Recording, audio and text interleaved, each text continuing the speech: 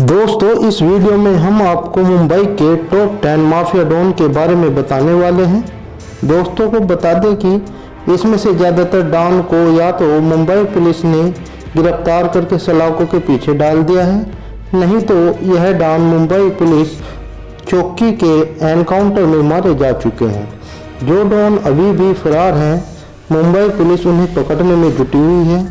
दोस्तों, अगर आपको लगता है कि इस लिस्ट में किसी का नाम छूट गया है तो आप हमें कमेंट करके जरूर बताएं।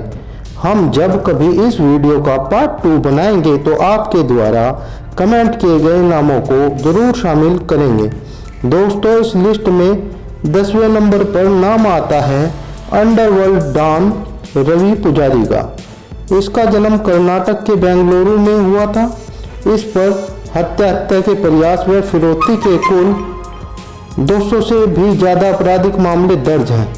शुरुआती दिनों में यह छोटा राजन के लिए काम करता था, लेकिन 1993 में मुंबई बम धमाकों के बाद जब छोटा राजन दाऊद से अलग हुआ, उसी समय रवि पुजारी भी छोटा राजन से अलग होकर खुद की गैंग बना ली और इसके बाद उसने फिरौती, ब्लैकमेल और तस्करी को अपना मुख्य व्यवसाय बना लिया। आपको बता दें कि इस पर बॉलीवुड सितारों से फिरौती मांगने के भी कई मामले दर्ज हैं। दोस्तों, इसके बाद लिस्ट में 9वें नंबर पर नाम आता है टाइगर मैनन का। आपको बता दें कि 1993 में मुंबई बम धमाकों में इसकी मुख्य भूमिका रही है। 3 सालों से इंटरपोल तथा सीबीआई इनकी तलाश में जुटी हुई है, लेकिन दोनों के पास सिवाय एक तस्वीर के अलावा कुछ भी नहीं है। आपको बता दें कि वर्ष 2015 में इसके छोटे भाई याकूब मेनन को 1993 के मुंबई ब्लास्ट के आरोप में फांसी दी गई थी, तो इसने अपने भाई की फांसी का बदला लेने के लिए पुलिस को धमकी भी दी थी। खुफिया एजेंसियों के सूत्रों के मुताबिक वर्तमान में यह पाकिस्तान के कराची में ISI की सरपरस्ती में रह रहा है। यह अपना ज़्यादातर समय दुबई और पाकिस्तान में बिताता है। दोस्तों, इस लिस्ट में 8वें नंबर पर नाम आता है छोटा राजन का। इसका जन्म 1968 में मुंबई के चैबूर की तिलक नगर बस्ती में हुआ था। महज 10 साल की उम्र में इसने टिकट ब्लैक करना शुरू कर दिया था। शुरुआती दिनों में यह बड़ा राजन के लिए काम करता था, लेकिन बड़ा राजन की मौत के बाद यह गैंग का मुखिया बन गया। इसी दौरान अंडरवर्ल्ड डॉन दाऊद इब्राहिम से इसके संबंध बन गए और यह हत्या, तस्करी और फिर फाइनेंस के धंधे में उतर गया। इसके बाद दाऊद के साथ मिलकर भारत ही नहीं बल्कि पूरी दुनिया में गैर कानूनी काम करने लगा, लेकिन 1993 में मुंबई बम ब्लास्ट के बाद यह दाऊद से अलग हो गया। दोस्तों, इस लिस्ट में 7वें नंबर पर नाम आता है वरदराजन मुंडालियर का। इसका जन्म 26 मई मद्रास प्रेसिडेंसी तूतुकुडी में हुआ था।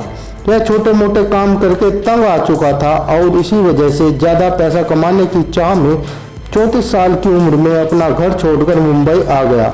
मुंबई आने के बाद से कोई अच्छा काम नहीं मिला।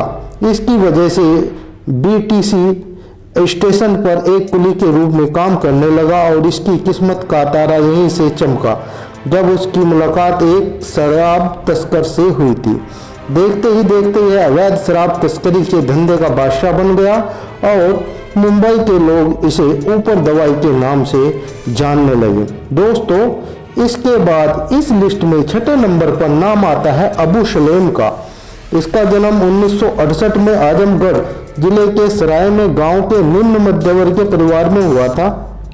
इसके पिता पेशे से वकील थे, किंतु बचपन में ही पिता की सड़क दुर्घटना में मृत्यु हो जाने के बाद घर संभालने की जिम्मेदारी अबू सलेम के कंधों पर आ गई और वह मैकेनिक का काम करने लगा। हालांकि इसी बीच इंटरमीडिएट की पढ़ाई पूरी करने के बाद इसने अपना घर छोड़ दिया और दोबारा कभी लौटकर घर नहीं आया। घर से भागने के बाद पहले इसने दिल्ली का रुख किया और कुछ समय वहां टैक्सी चलाने के बाद यह मुंबई चला गया। आपको बता दें कि मुंबई जाने के बाद इसने कई छोटे मोटे काम किए हैं और इसके बाद यह रियल एस्टेट ब्रोकर के तौर पर काम करने लगा। यह लिस्ट ब्रोकर बनने के दौरान ही मुंबई में माफिया लोगों से इसकी पहचान हुई और यह जुल्म की दुनिया में उतर गया। आपको बता दें कि एक समय दाऊद इब्राहिम का यह निकट सहयोगी था और इसे दाऊद का दाहिना हाथ माना जाता था। 1990 में दाऊद की कंपनी की देखरेख का काम अबू सलेम को सौंप दिया और इसके बाद अबू सलेम दाऊद के इशारे पर फिल्मी सितारों और कारोबारियों से जबरन वसूली का काम शुरू कर दिया।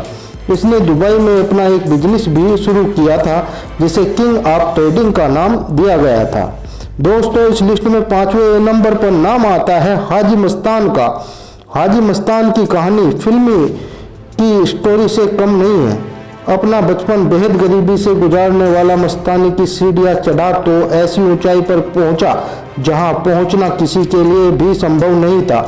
किसने सोचा था कि साइकिल मरम्मत की दुकान चलाने वाला मस्तान एक दिन लंबी गाड़ियों में घूमेगा, पूरी दुनिया पर, पूरी मुंबई पर राज करेगा। कहा जाता है कि मस्तान डॉन जरूर था लेकिन उसने कभी गोली नहीं चलाई थी और न ही किसी की जान ली थी। ऐसा नहीं था कि वह हिंसावादी था, लेकिन वह यह सब काम अपने आदमियों से करवाता था। दोस्तों, हाजी मस्तान मूलतः तमिलनाडु का रहने वाला था, लेकिन 8 साल की उम्र में ही अपने पिता के साथ मुंबई आ गया था। मुंबई आने के बाद इन्होंने साइकिल रिपेयरिंग की दुकान खोली और कई सालों तक साइकिल रिपेयरिंग की दुकान में काम करने के बाद हाजी मस्तान डाक में कुली बन गया।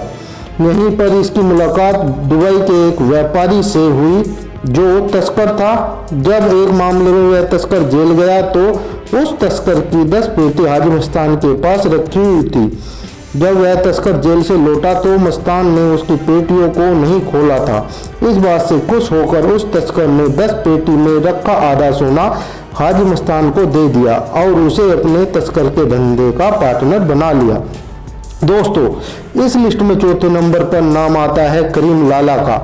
इसका असली नाम अब्दुल करीम खान था। इसका जन्म 1911 में अफगानिस्तान के कुरान प्रांत में हुआ था। इसका परिवार काफ़ी संपन्न था जो कि कारोबारी व्यवसाय से ताल्लुक़ रखता था। जिंदगी में ज़्यादा कामयाबी हासिल करने की इच्छा नहीं थी। हिंदुस्तान की तरफ जाने के लिए प्रेरित किया, इसी वजह से 21 साल की उम्र में यह भारत आ गया। इसमें मुंबई में अपना कारोबार शुरू कर दिया। उस समय किसी ने सोचा भी नहीं था कि एक दिन करीम लाला मुंबई का सबसे बड़ा माफिया गैंगस्टर बन जाएगा। करीम लाला ने मुंबई में दिखाने के लिए तो कारोबार शुरू कर दिया था, लेकिन वास्तव में वह इस कारोबार की आड़ में हीरा और जवाहरात की तस्करी करने लगा। 1940 तक इसने काम में एक तरफा पकड़ बना ली थी। आगे चलकर इसने तस्करी के धंधे में किंग के नाम से मशहूर हो गया था। इसके बाद उसने मुंबई में कई जगहों पर शराब और जुए के अड्डे भी खोल दिए। इसका काम और नाम दोनों ही बढ़ता जा रहा था। उन दिनों मुंबई में हाजी मस्तान, वर्धमान राजन भी काफी सक्रिय थे। तीनों ही किसी से कम नहीं थे, इसलिए तीनों ने मिलकर काम और इलाके बांट लिए थे। हाजी मस्तान करीम लाला को असली डॉन के नाम से जानता था। दोस्तों, इस लिस्ट में तीसरे नंबर पर नाम आता है अरुण गवली का। इसका जन्म महाराष्ट्र के अहमदनगर के कोपर गांव में हुआ था। वर्ष 1970 में अरुण गवली ने जुर्म की दुनिया में कदम रखा और रामा नायक और बाबू रेशम की गैंग बाय कुल्ला कंपनी में शामिल हो गया। वर्ष 1988 में पुलिस ने रामा नायक को एनकाउंटर में मार गिराया। इस एनकाउंटर के बाद और गोली ने बाय कोला कंपनी की कमान अपने हाथों में ले ली। गोली का मानना था कि जिस एनकाउंटर में रामा नायक की मौत हुई थी उस एनकाउंटर की योजना दाऊद इब्राहिम ने बनाई थी। इस वजह से गोली और दाऊद के बीच गैंगवार शुरू हो गई। वर्ष 1988 से 1990 के बीच दाऊद की डी कंपनी एक और गोली गैंग के बीच भीषण गैंगवार की शुरुआत हो गई। उस समय गोली गैंग काफी खतरनाक थी, जिसकी वजह से डी कंपनी के बहुत से गैंगस्टर जैसे सरस्वती, छोटा राजन उसको टाकीज डर की वजह से मुंबई छोड़कर भाग गए थे। आपको बता दें कि क्रिमिनल गतिविधियों के लिए गोली को कई बार गिरफ्तार भी किया गया और कई बार इसे लंबे समय तक जेल में भी रहना पड़ा था, लेकिन ज़्यादातर के शो में पर्याप्त सबूत के अभाव में उसे छोड़ दिया जाता था। लेकिन अनंततः शिवसेना लीडर कमलाकर की हत्या के आरोप में कोर्ट ने गोली को दोषी करार देते हुए सजा सुना दी थी। दोस्तों इस लिस्ट में दूसरे नंबर पर नाम आता है मान्या सुर्वे का। इसने मुंबई की कीर्ति कॉलेज से ग्रेजुएशन किया था और जब इसने अपराध की दुनिया में कदम रखा तो इसने अपने साथ पढ़े कुछ दोस्तों को भी अपनी गैंग में शामिल कर लिया। मान्या को अपराध की दुनिया में उसके सौतेले भाई भार्गव दादा लाया था। उस समय भार्गव दादा की उस इलाके में काफी दहशत थी। मान्या सुर्वे ने भार्गव दादा के साथ मिलकर 1969 में किसी दांडेकर का मर्डर किया दिया था। इस कत्ल के आरोप में मान्या सुर्वे को गिरफ्तार कर लिया गया और इसी अपराध में उसे आजीवन कारावास की सजा सुनाई गई थी। सजा के बाद मान्या सुर्वे को मुंबई के बजाय पुणे की जेल में रखा गया था, लेकिन सजा दिए जाने से मान्या सुर्वे सुधरने की वजह और ज्यादा खुंखार हो गया। जेल में बंद डॉन सुभाष कैटकर के छोरों को पीटने और मारने लगा। इससे जेल प्रशासन उससे परेशान होकर उसे वहां से निकालकर रत्नागिरी जेल में शिफ्ट कर दिया। नाराज मान्या सुर्वे ने वहां भूख हड़ताल कर दिया और तबीयत बिगड़ने पर उसे एक सरकारी अस्पताल में भर्ती कराया गया, जहां वह मौका मिलते ही फरार हो गया। वहां से फरार होने के बाद मान्या सुर्वे मुंबई आ गया और नए सिरे से गैंग का निर्माण किया और सैकड़ों वारदातों को अंजाम दिया। दोस्तों इस लिस्ट में पहले नंबर पर नाम आता है मुंबई बम ब्लास्ट के मास्टरमाइंड दाऊद इब्राहिम का। इसका जन्म 1955 में महाराष्ट्र के रत्नागिरी में हुआ था। इसका रियल नेम शेख दाऊद इब्राहिम कस्कर है। इसके पिता मुंबई में हवलदार थे।